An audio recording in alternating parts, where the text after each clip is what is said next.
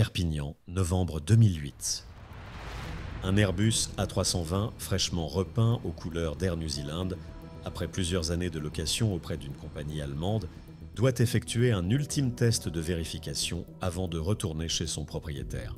L'équipage prévoit un vol simple. Décoller de Perpignan, effectuer quelques manœuvres au large de la côte, puis simuler une remise des gaz avant de se diriger vers Francfort et enfin rejoindre la Nouvelle-Zélande. Mais ce qui devait être un simple vol de routine va se transformer en drame. À bord de l'appareil se cache déjà le germe de la catastrophe. Une menace invisible va transformer ce vol en tragédie absolue, révélant les dangers qui peuvent surgir quand la technologie nous échappe, même l'espace d'un instant.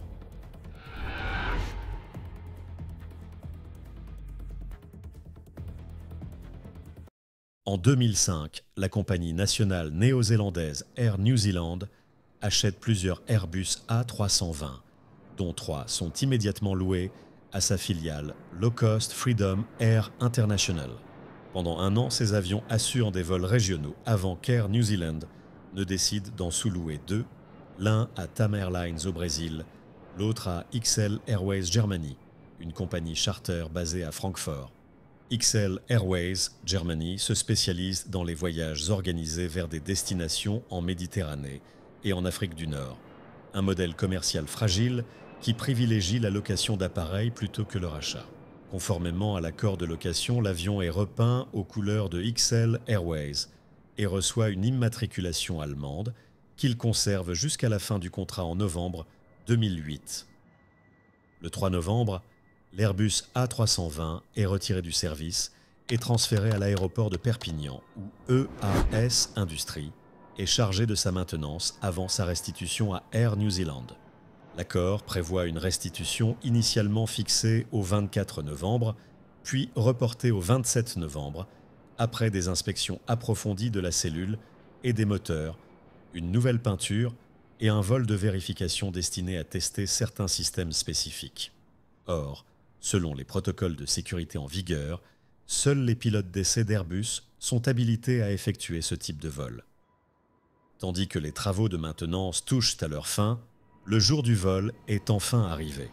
Bien que l'avion soit entièrement repeint aux couleurs d'Air New Zealand, son immatriculation reste inchangée et par conséquent le vol sera opéré sous le numéro XL Airways 888 Tango. Le commandant de bord, un pilote allemand de 51 ans, totalise pratiquement 13 000 heures de vol, dont plus de 7 000 sur Airbus A320. Son dernier vol remonte à plus de 3 semaines, un laps de temps inhabituel pour un pilote en activité. À ses côtés, le copilote, 58 ans, affiche environ 12 000 heures de vol, dont plus de 5 000 sur A320. Il a tenté de devenir commandant de bord chez XL Airways, mais n'a jamais terminé sa formation. Lui et le commandant de bord n'ont que très peu volé ensemble, ce qui signifie qu'ils vont devoir collaborer sans réelle expérience commune dans un vol où la coordination est essentielle. Fatigués par un réveil matinal et un voyage depuis Francfort, ils abordent ce vol comme une simple formalité. Un troisième homme, installé derrière eux en tant qu'observateur, est un pilote d'Air New Zealand de 52 ans. Avec près de 15 000 heures de vol à son actif, il est qualifié sur plusieurs types d'avions, mais sur A320, il n'a que 2000 heures d'expérience. Dans la cabine, 4 autres intervenants vont également prendre place. 3 ingénieurs néo-zélandais envoyés par Air New Zealand sont là pour superviser la maintenance et s'assurer que l'appareil est conforme avant sa restitution. Mais leur rôle est strictement technique, ils n'ont aucun contrôle sur les opérations en vol. Enfin, un inspecteur de l'aviation civile néo-zélandaise est également présent. C'est lui qui doit émettre le certificat de navigabilité, validant que l'avion est en état de voler avant son transfert définitif en Nouvelle-Zélande. L'équipage s'apprête donc à entreprendre un vol de vérification pour lequel il ne dispose ni des qualifications requises ni d'une préparation adéquate. Il s'apprête à s'engager dans des procédures improvisées en contradiction totale avec les protocoles de sécurité aéronautique. L'avion quitte finalement l'aire de stationnement à 14h33. Le décollage s'effectue 10 minutes plus tard, sous un ciel dégagé. Pendant la phase de montée, le contrôleur du centre en route de la navigation sud-ouest contacte son homologue de l'approche de Perpignan. Une inquiétude transparaît dans sa voix. Il souhaite s'assurer que l'équipage dispose bien des autorisations nécessaires pour ce qu'il qualifie de vol d'essai déguisé. Cette préoccupation est fondée. 5 heures plus tôt, un autre vol de la même compagnie avait suivi un plan identique, nécessitant de multiples coordinations. Quelques secondes plus tard, le copilote établit le contact avec le contrôleur. Le commandant demande à effectuer des 360. Le contrôleur explique fermement que ce type de manœuvre n'est pas autorisé en circulation aérienne générale et que le plan de vol est incompatible avec ces évolutions. Face à ce refus, l'équipage annonce qu'il poursuit la route prévue et demande à monter au niveau de vol 310. À 14h54, le commandant propose au pilote néo-zélandais de reporter une partie des vérifications. L'ambiance dans le cockpit reste professionnelle, mais une pression s'installe. 6 minutes plus tard, l'équipage reçoit l'autorisation de monter au niveau 320. Pour comprendre la suite du vol, il est impératif de connaître les différentes lois de pilotage d'un Airbus. L'A320 est le premier avion commercial équipé de commandes de vol électriques, également connu sous le nom de fly-by-wire. Contrairement aux avions traditionnels, l'A320 utilise des mini-manches latéraux, appelés side sticks, dont les mouvements sont convertis en signaux électriques. Ces signaux sont envoyés à des calculateurs qui les transforment en actions sur les surfaces de contrôle, selon différentes lois de commande. En loi normale, l'A320 assure un vol sécurisé grâce à plusieurs protections automatiques. Parmi elles, on compte une limitation de l'assiette et de l'inclinaison, la protection contre la survitesse et le décrochage, et l'ajustement automatique du stabilisateur. Les virages sont coordonnés par un amortisseur de lacet qui assure la symétrie aérodynamique de l'avion.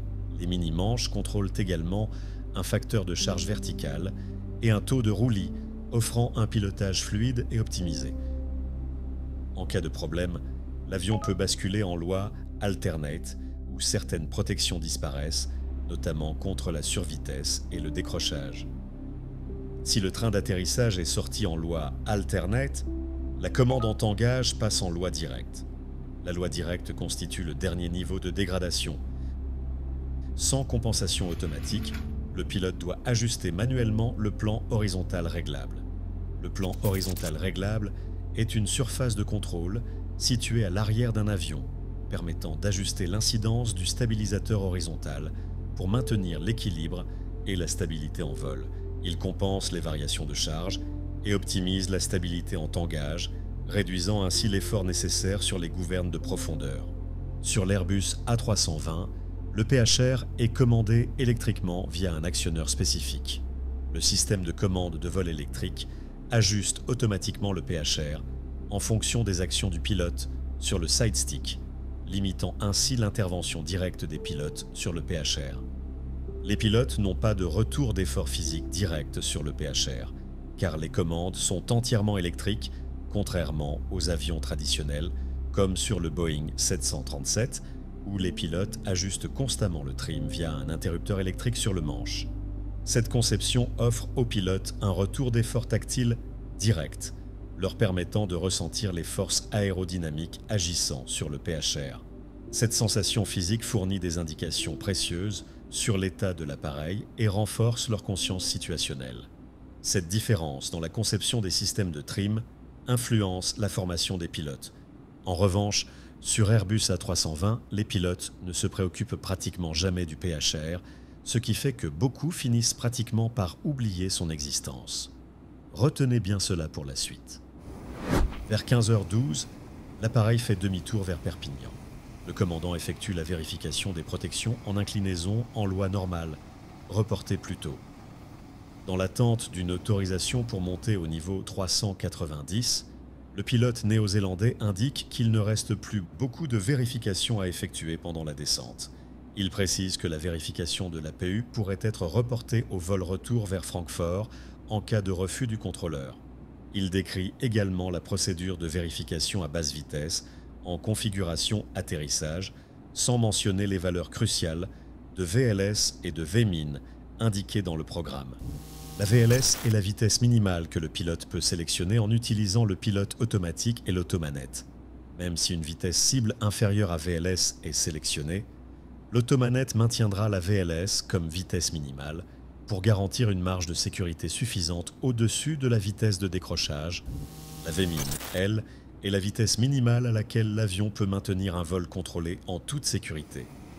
L'équipage reçoit l'autorisation de monter au niveau 390 qu'il atteint vers 15h22. La descente vers Perpignan commence quelques minutes plus tard. L'équipage descend au niveau 130. Alors que l'avion passe le niveau 180 en descente à près de 300 nœuds, le pilote néo-zélandais évoque la vérification des commandes de vol en loi Alternate. Le commandant décide de l'effectuer au niveau 130, ce que le pilote néo-zélandais accepte. L'équipage entre en contact avec Perpignan Approche et reçoit l'autorisation de descendre au niveau 120 vers le VOR, PPG. La contrôleuse demande de réduire la vitesse à 250 nœuds et de prévoir une attente. Une minute plus tard, l'équipage demande un guidage radar. La contrôleuse ordonne de virer à gauche au cap 090 et de réduire la vitesse à 200 nœuds, précisant qu'ils sont numéro 2 en approche. L'équipage en profite pour effectuer la vérification de l'APU avant le virage. À 15h36, l'avion est stabilisé au niveau 120 et le commandant demande « Tu veux la loi Alternate ?» Le pilote néo-zélandais confirme. 11 secondes plus tard, la contrôleuse demande de réduire encore la vitesse à 180 nœuds et de descendre au niveau 80.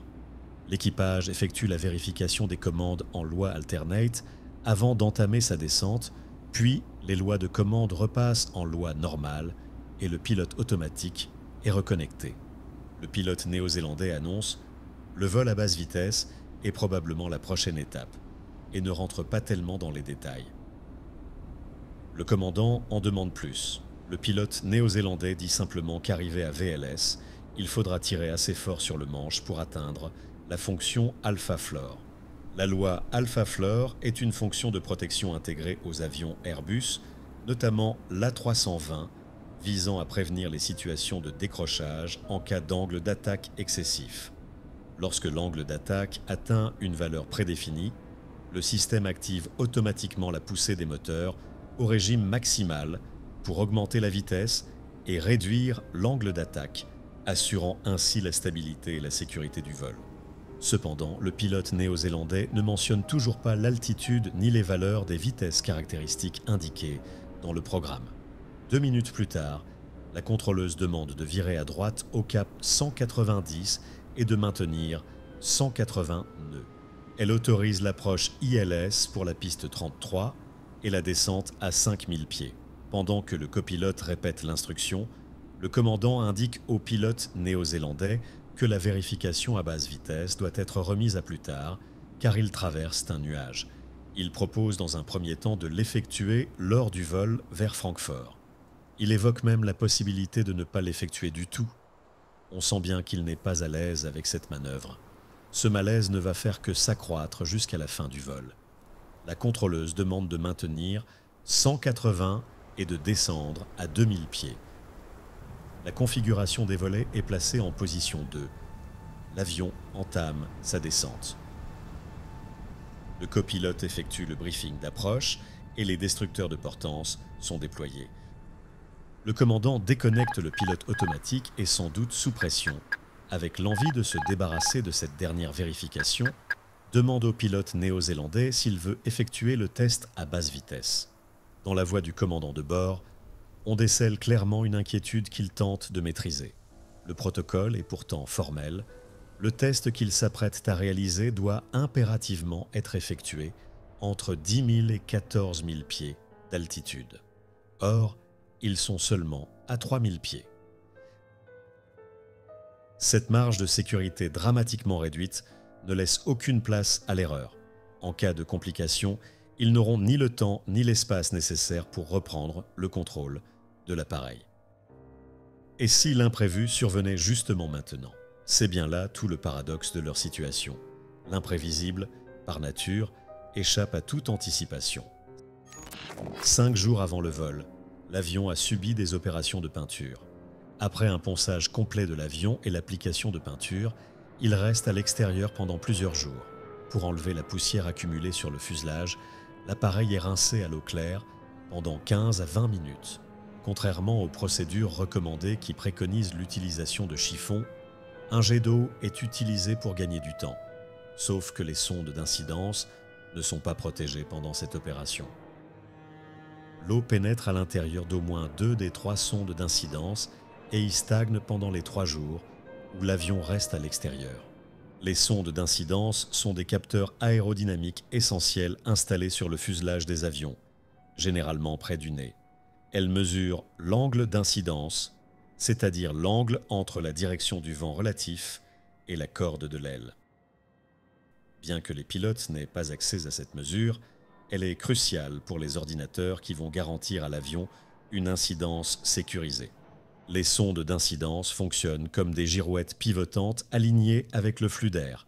Elles sont équipées de résolveurs qui convertissent l'angle mécanique en signal électrique transmis au système de contrôle de vol.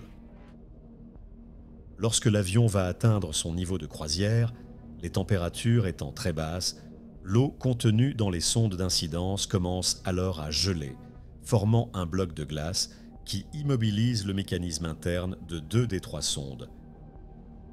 Bien que ces sondes soient équipées d'un système de dégivrage électrique, celui-ci ne protège que leur surface externe et non les composants internes. Par conséquent, la glace formée à l'intérieur persiste et empêche toute mesure fiable de l'angle d'incidence. Dans un avion comme l'Airbus A320, les calculateurs de vol s'appuient donc sur les 3 sondes d'incidence pour évaluer l'angle d'attaque de l'appareil. Or, le système utilise une logique dite majoritaire pour identifier une éventuelle anomalie. Si une des sondes fournit une mesure différente des 2 autres, elle est automatiquement considérée comme erronée et exclue du calcul. Mais ce principe, censé améliorer la fiabilité du système, devient un piège lorsque 2 des 3 sondes se figent sur une valeur incorrecte. Dans ce cas précis, les sondes 1 et 2 sont bloquées à des valeurs à peu près similaires mais sont erronées, tandis que la 3e, encore fonctionnelle, continue de transmettre une valeur correcte mais différente. Le système, appliquant son algorithme, exclut alors cette dernière, la considérant comme défaillante.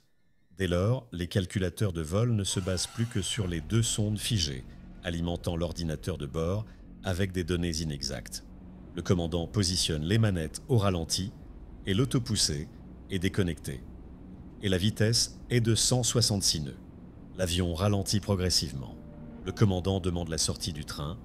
Pendant ce temps, la contrôleuse qui voit sur son radar leur vitesse ralentir et qui se doute qu'ils effectuent des manœuvres non conventionnelles demande 2 fois à l'équipage leurs intentions.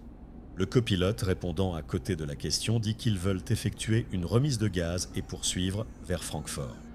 À 15h44, le commandant stabilise l'avion à 3000 pieds en activant une vitesse verticale de 0 pieds par minute. La vitesse est de 136 nœuds, puis chute à 123 nœuds qui est la VLS affichée. Une seconde plus tard, la vitesse n'est plus que de 107 nœuds, soit la vitesse minimale avant le décrochage. Pendant ce temps, le stabilisateur horizontal, pour maintenir l'altitude sélectionnée, passe de -4 à -11 degrés, soit l'angle maximal à cabrer. Seulement, voilà, un élément crucial va fausser l'affichage des vitesses de référence. Les sondes d'incidence 1 et 2 sont figées. Or, l'incidence est une donnée fondamentale utilisée par les Flight Augmentation Computers pour calculer la masse estimée de l'appareil. Sur les avions Airbus, le Flight Augmentation Computer est l'ordinateur responsable du contrôle des entrées vers la gouverne de direction, le trim de la gouverne de direction et l'amortisseur de lacet. Normalement, ces ordinateurs recoupent plusieurs paramètres, dont l'angle d'attaque et la vitesse, pour ajuster les vitesses caractéristiques comme la VLS ou la vitesse maximale autorisée. Mais dans ce cas précis, les sondes d'incidence 1 et 2 étant bloquées, le Flight Augmentation Computer continue de fonctionner avec des valeurs erronées. Comme l'incidence mesurée ne varie plus, la masse calculée par l'ordinateur devient progressivement sous-estimée. En fin de vol, cette masse affichée est inférieure de 7 tonnes à la masse réelle ce qui déclenche un message d'alerte. Une masse sous-estimée entraîne mécaniquement une baisse artificielle des vitesses caractéristiques affichées, notamment celle de décrochage. Cela s'explique par le fait qu'en vol stabilisé, la portance doit équilibrer le poids de l'avion. Plus un avion est léger, moins il a besoin de vitesse pour générer la portance nécessaire. A l'inverse, un avion plus lourd doit voler plus vite pour éviter le décrochage. Dans un fonctionnement normal, la VLS et la vitesse de décrochage sont calculées en tenant compte de la portance nécessaire pour maintenir l'appareil en vol stable. Mais ici, avec des sondes bloquées, ces vitesses deviennent directement proportionnelles à la vitesse conventionnelle de l'avion qui est la vitesse indiquée, corrigée des erreurs de position et d'instrument. Cela signifie que si l'avion ralentit, les vitesses caractéristiques affichées ralentissent également au lieu de signaler un danger imminent. Ce qui devait arriver, arriva. L'alarme de décrochage retentit. Le commandant de bord applique immédiatement la procédure standard. Il pousse les manettes de gaz sur la position Toga et réduit l'assiette de l'appareil pour reprendre de la vitesse. Mais ces actions ne suffisent pas. Le stabilisateur horizontal, contrôlé par le système de compensation automatique, s'est progressivement braqué en position plein cabré pendant la décélération de l'avion.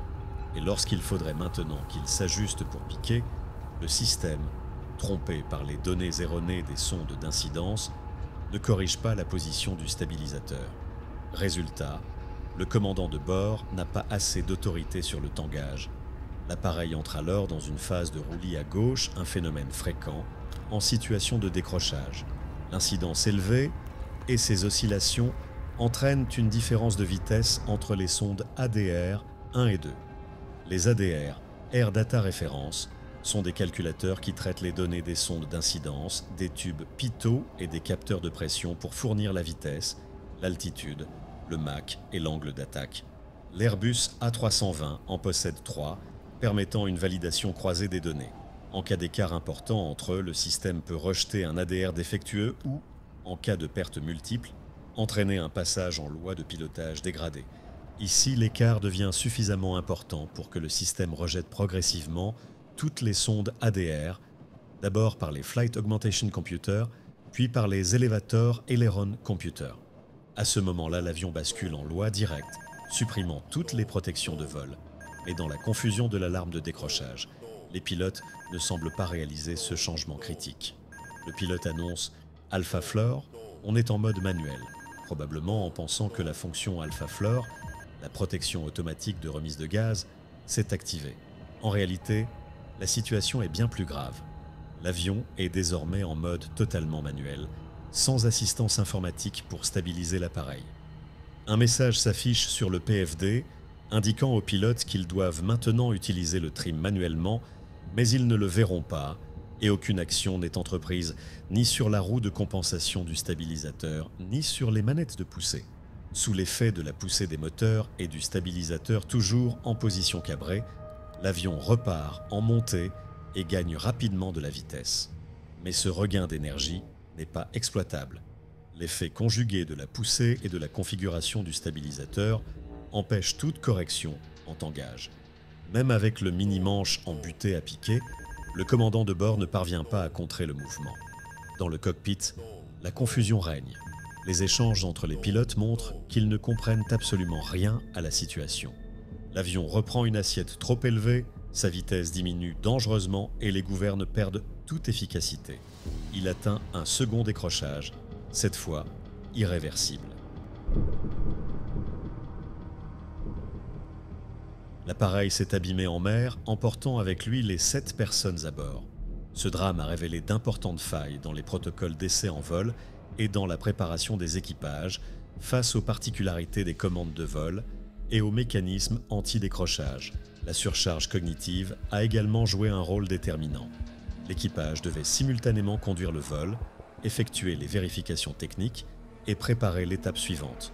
Cette pression était amplifiée par un vide réglementaire concernant les vols non commerciaux, ce qui a conduit à l'utilisation d'un programme d'essai, normalement réservé à des spécialistes.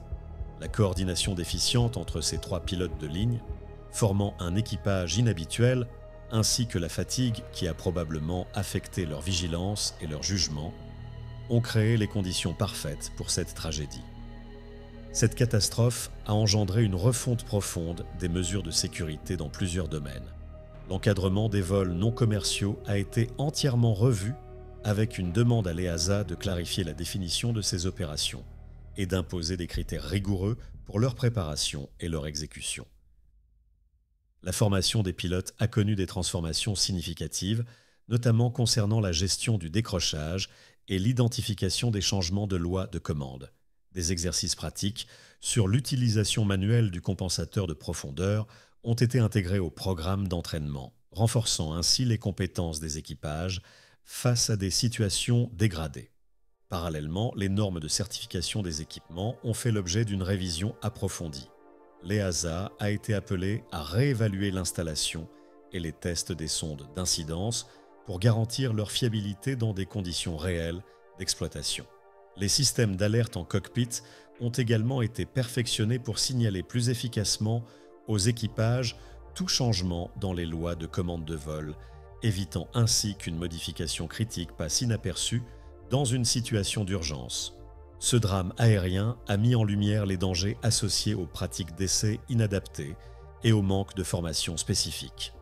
Les enseignements tirés ont permis de renforcer considérablement la sécurité aérienne en privilégiant une meilleure préparation des équipages et en développant des systèmes embarqués plus robustes capables de mieux assister les pilotes dans des situations critiques.